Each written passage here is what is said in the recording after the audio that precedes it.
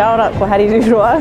Ahau, he uri tēnei no Ngāti Hinewai, Ngāti Runumia, Ngāti Kare Waiono. Tāre wā ngā te marae.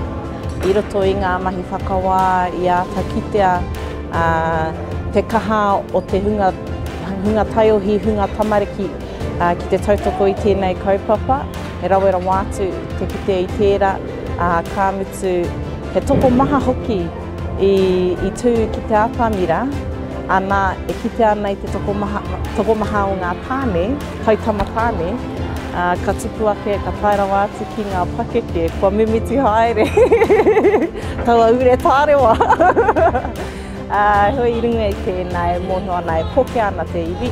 I roto i ngā mahi whakahirahira nui, e puta ana i tēnei wā, nō reira, e mihi ana ki te hunga katoa i tū.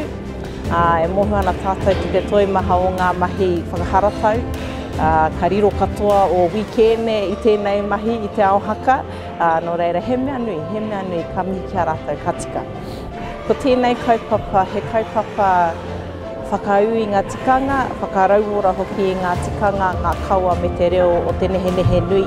Kaua noiho o Maniapoto, engari ka toro atu ki tō tātou tupuna ki te Hingārangi, me ana uri tairawa atu ki ngā taina tuahine o Maniapoto. Nō reira, e mihi ana ki te pai o te tō mai i a tātou, me te whakakā mai i a tātou ki te wākainga, ki te nehe nui.